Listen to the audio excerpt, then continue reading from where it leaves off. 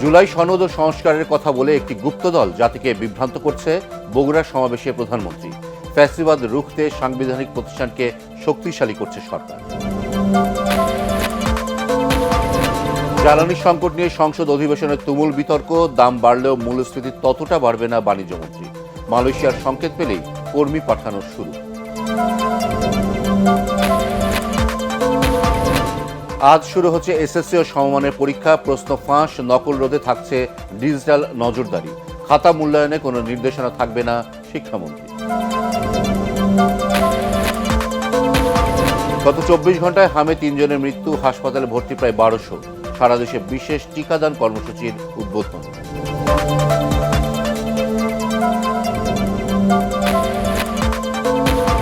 এবং দ্বিতীয় দফা আলোচনায় অংশ নিতে পাকিস্তানে মার্কিন প্রতিনিধি দল। যুক্তরাষ্ট্রের অবরোধ অব্যাহত থাকলে আলোচনায় বসবে না ইরান।